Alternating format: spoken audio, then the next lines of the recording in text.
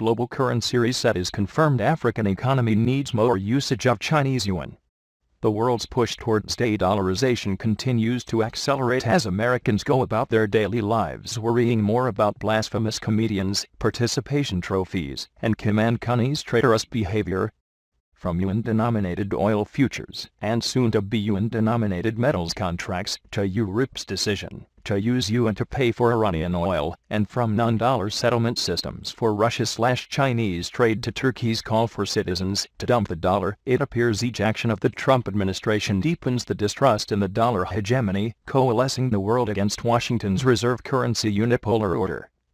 All of which leads to this, in a well-placed interview in China's Xinhua News, the official press agency of the People's Republic of China. Officials from Africa are seen calling for more yuanification of the massive continent's economies.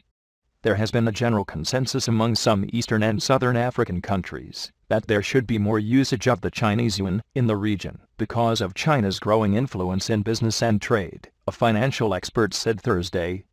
Executive Director of the Macroeconomic and Financial Management Institute of Eastern and Southern Africa, MEFMI, Caleb Fundanga said a forum for financial experts earlier in the week had agreed that there was need to use the Chinese yuan as a reserve currency because China was playing an active role in their economies. The forum was attended by deputy central bank governors and deputy permanent secretaries of finance from 14 countries that fall under MEFMI. The general conclusion is that we should use the yuan more because its time has come. We are doing more business with China, so it's natural that we use the currency of the country with which we are trading. Just the way we have been using the US dollar and the euro, we want to use the Chinese currency more in our transactions because it is to our benefit, he said. He said use of the yuan could protect the region from currency volatilities. The forum had also discussed the implications of using the Chinese currency and agreed that there was need for more information on markets and products on which it could be invested. At the moment that information is not freely available, he said, suggesting further that Chinese financial experts should make the information available at such fora. Fundanga said, the coming in of the yuan would give the region more options for managing its reserves. The use of the yuan also came in handy because China was giving loans to the region and other African countries. One of the issues we discussed though was that sometimes if you have borrowed from China they want to bill you in US dollars. Now we are saying our government must start discussing with Chinese enterprises and governments so that we are billed in yuan and then we can pay in yuan. Because there is no point if we start keeping our reserves in yuan, but we are billed in dollars. It is no good, he said. He acknowledged, however, that some countries were already being billed in yuan for Chinese goods and services. Fundanga said there was also discussion on possible currency swaps, like what China had done with Nigeria, where Nigerians traveling to China could easily access the yuan from their local banks.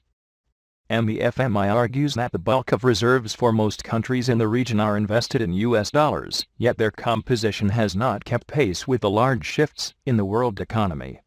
This is particularly so since China and India continue to shape global economic trends as they remain major trade partners for the region. MEFMI countries comprise Angola, Botswana, Burundi, Kenya, Lesotho, Malawi, Mozambique, Namibia, Rwanda, Swaziland, Tanzania, Uganda, Zambia, and Zimbabwe.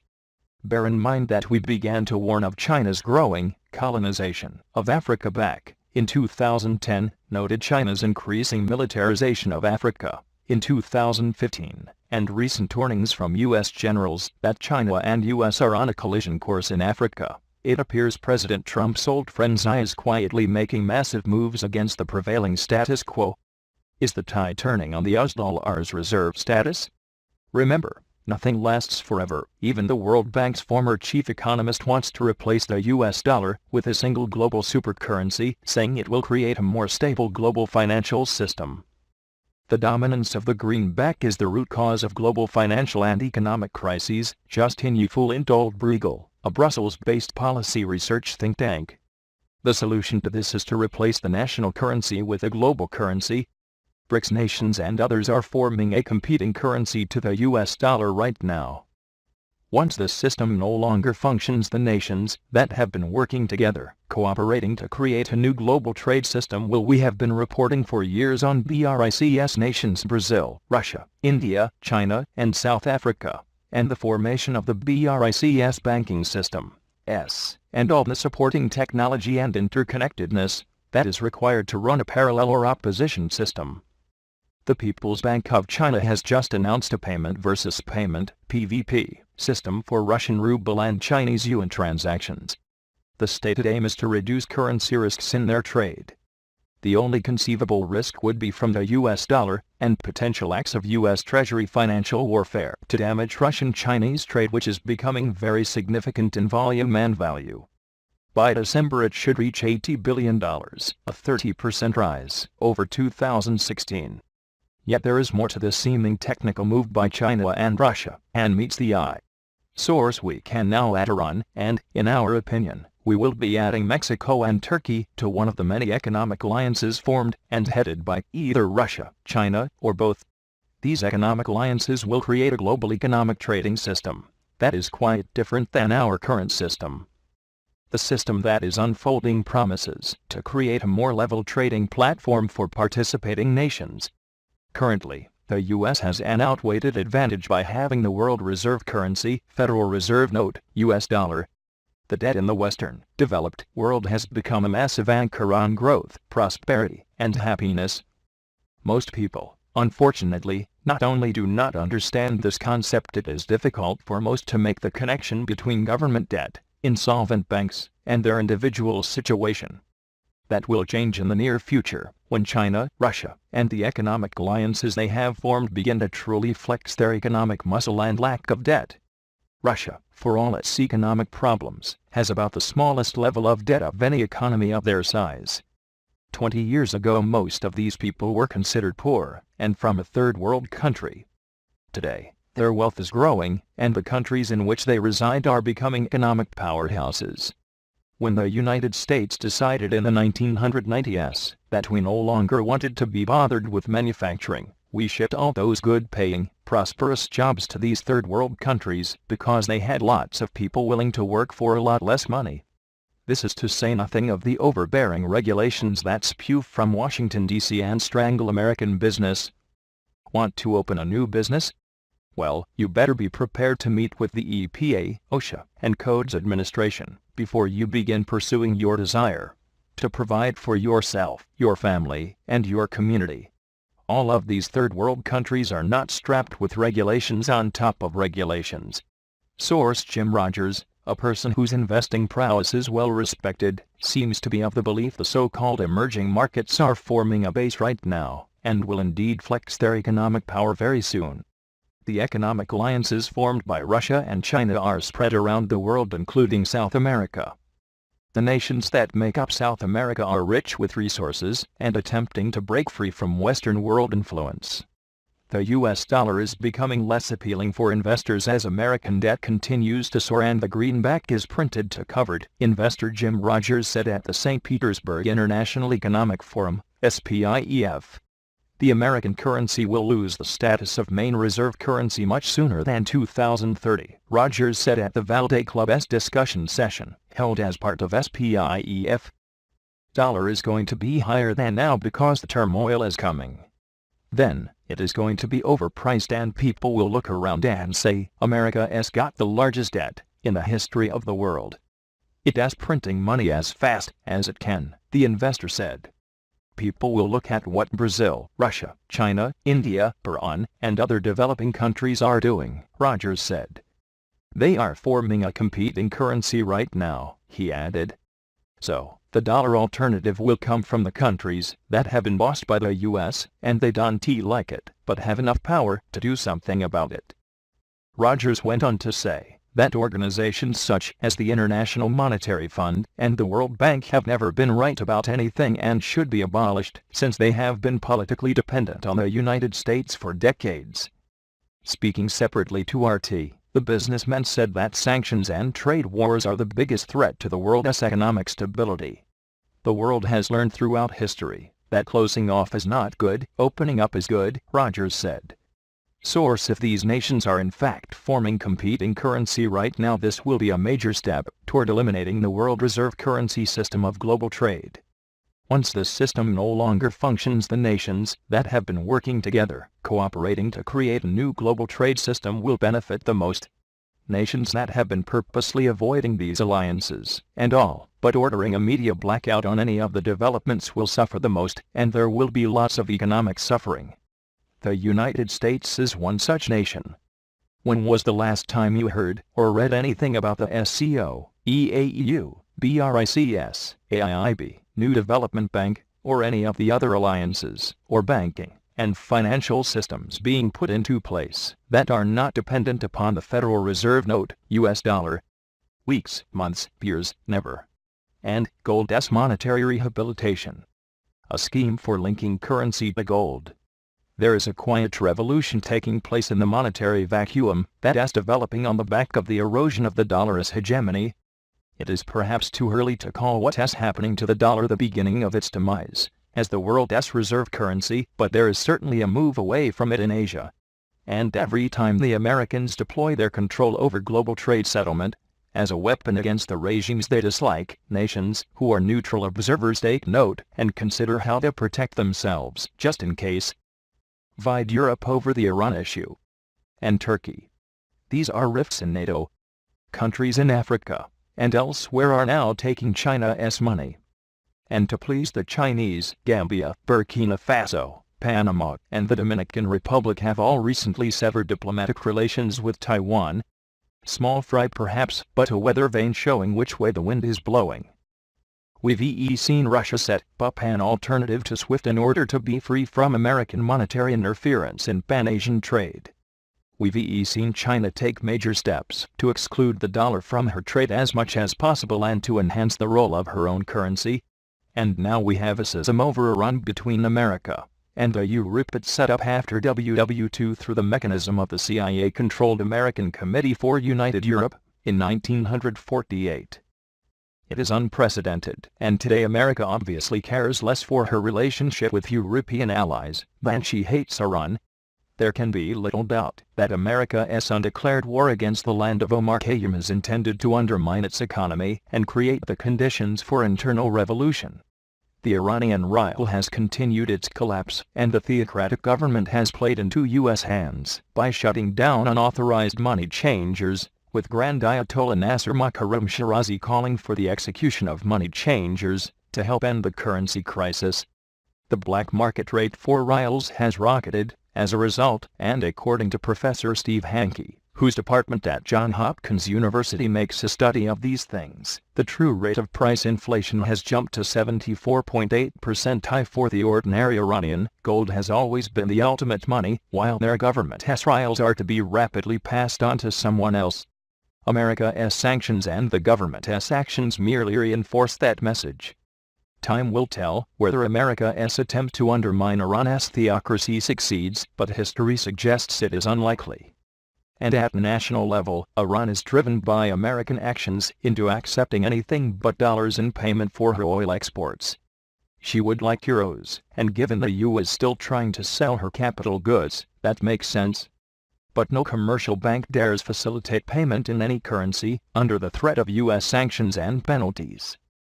That leaves only three possibilities beyond America's influence: Chinese yuan, Russian rubles, and gold, all independent from the West's banking system. It is no wonder the new yuan for oil contract in Shanghai, perhaps with a little help from China's state-owned banks, has got off to a roaring start. We can all understand the desire to lock in oil prices for future delivery. In this case it is in return for yuan issued by the People's Bank of China. However, in the future Iran will be able to spend the bulk of her yuan on other raw materials, using a range of yuan futures contracts as a bridge to them from her oil. Essentially, U.S. sanctions are forcing Iran onto a yuan standard for her foreign trade. Furthermore, China is there to pick up the pieces the West abandons because of American sanctions, driving Iran into an increasing dependency on China. The new Silk Road, the Chinese-built 200 kph railway between Tehran and the eastern city of Mashhad, as well as other Chinese-led rail projects are opening up Iran in a purely Eurasian context, marginalizing American power. Iran's problem with this, if there is one, is international yuan markets are not yet developed enough to make full use of hedging instruments. But Iran's demand for sophisticated financial tools, as well as from other nations in Asia turning their backs on America, is bound to hasten their development. I have written several times in the past about the importance of yuan-denominated deliverable gold futures in this context, and the evidence that the two markets offering these contracts, Hong Kong and Dubai, are cooperating in establishing additional vaulting facilities in China, roping in other gold centers in Southeast Asia as well. In the case of gold, where physical delivery measured in tons is tight, the Chinese are ensuring as far as possible that deliverable liquidity will be there. Additionally, last week the London Metal Exchange, owned by the Hong Kong Exchange and Clearing, HKEX, admitted it is considering introducing yuan contracts for base metals as well. We can safely assume that while the HKEX is an independent commercial entity, its strategic objectives are closely aligned with and encouraged by the Chinese government. Not only do the Chinese dominate gold markets in Asia, but last year HKEX successfully introduced regulated precious metal contracts in London. There can be little doubt that HKEX will be an important platform for expanding international markets for the Chinese currency. And at some time in the future, a state like Iran will be able to use not only yuan contracts to sell commodities in order to buy other commodities, but to use them as a stepping stone to mobilize state-owned gold for payments as well. Our topic is now moving on to gold being actively used as money instead of fiat currencies. While this point is not yet being considered by Western commentators, we can be sure it is by the forward planners in Asian governments. It is not for nothing India is trying everything to get hold of its citizens' gold. To an extent, gold is already used as money by governments, which is why they are still included in monetary reserves. But they are there, as a backstop, the money of last resort, no one is liability. What we could be seeing with the development of international yuan currency markets is a platform that links the use of gold to trade settlement. This insight means we must look at both the Chinese and Russian policies on gold in a new light. Assumptions in the markets seem to be that China and Russia only see gold as a dollar hedge, or alternatively their accumulation of gold is either to balance the US's holding of 8,133 tons, or alternatively, if you believe the Americans are lying about their reserves, Chinese and Russian gold is there to be used like a sword of Damocles held over the dollar. It would be wrong to dismiss these theories out of hand, but surely they miss the point. You don't carefully plan to become a dominant world power, edging out the Americans and their dollars without careful forward planning of monetary affairs.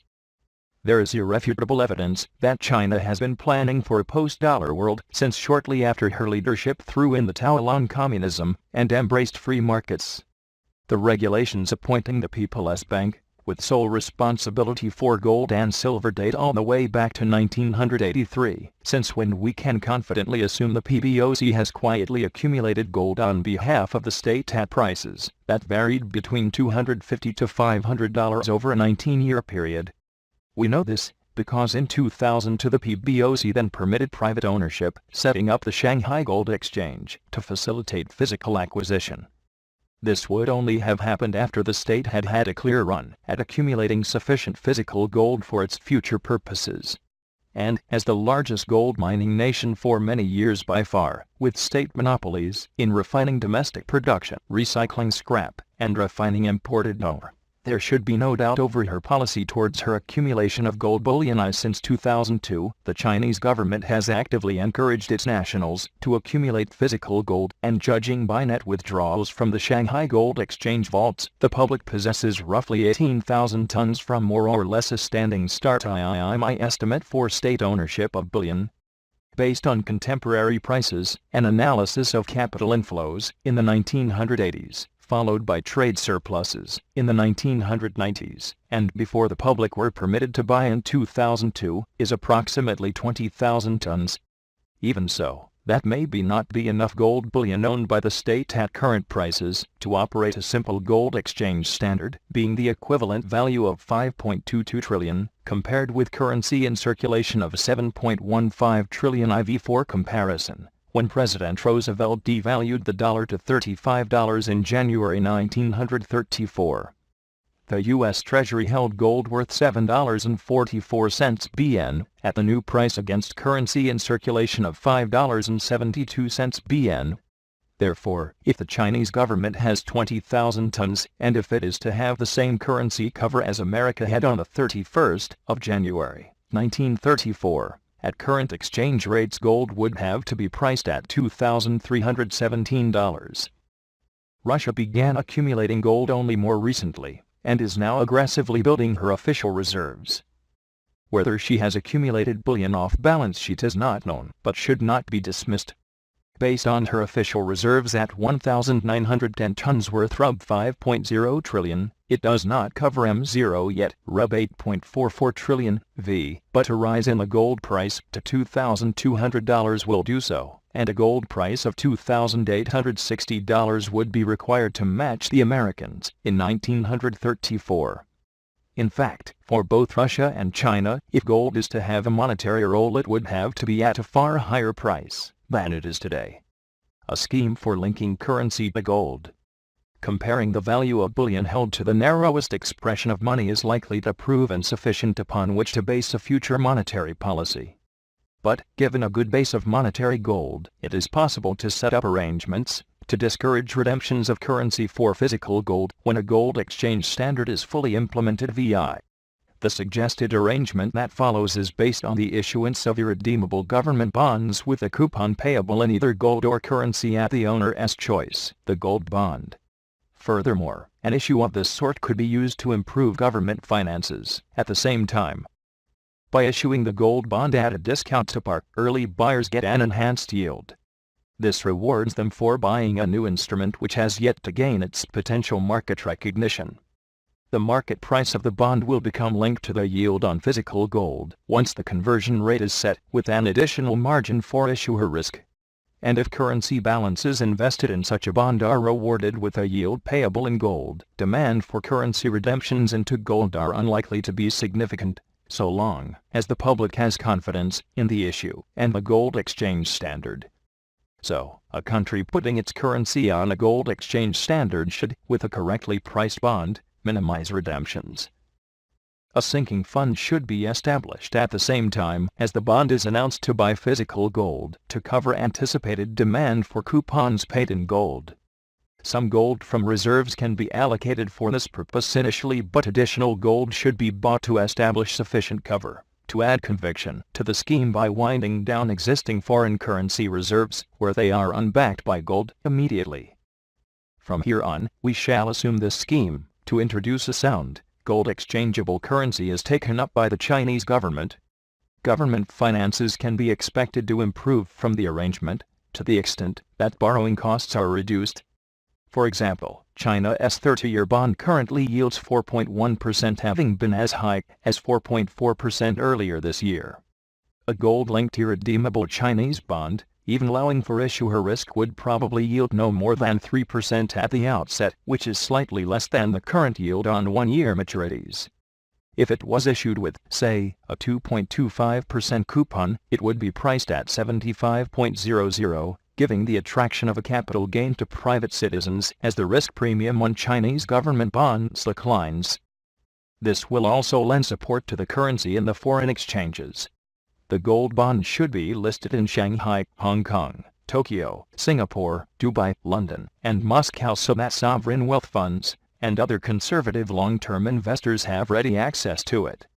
New York is not on the list because it is Chinese policy to exclude the American banking system from her monetary affairs as much as possible, and the conflicts that necessarily would arise with the U.S. government.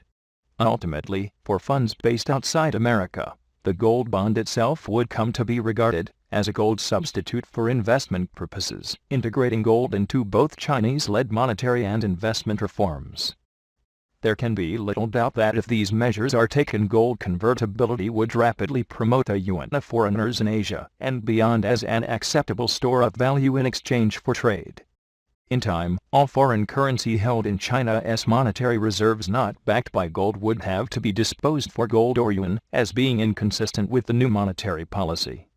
As stated above, China's gold buying using dollars would start immediately and continue until the price of gold has risen to the point where the gold exchange rate is finally established. Furthermore, with no final redemption on the gold bond, there would be no need to make any repayment provisions.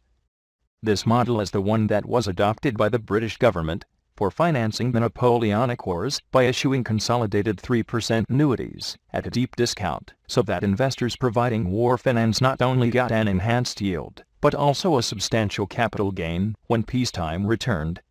The fortunes created on the return to peace played an important part in financing the Industrial Revolution in the early 19th century. In this sense, there are good parallels between Britain's war financing 200 years ago and China's current position. In both cases, government expenditure exceeded and exceeds respectively tax income by a significant margin, and neither were and are on a gold standard. Britain had temporarily abandoned her gold standard in the 1790s, before reinstating it a few years after Waterloo. In China's case, excess government expenditure is due to planned infrastructure spending, which is likely to be ongoing for at least another 10 years and extending well beyond her borders. However, Chinese instigated capital expenditure throughout Asia will increasingly be covered by project financing through the Asian Infrastructure Investment Bank, releasing the Chinese government from much of the financing burden. The British came out of the Napoleonic Wars with an estimated debt to GDP of about 260%.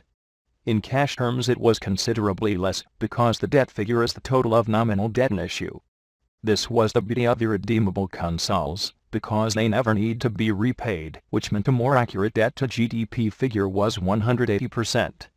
As an historical footnote, it is interesting they were repaid only recently. China's government debt is considerably less at just under 50%, but still rising.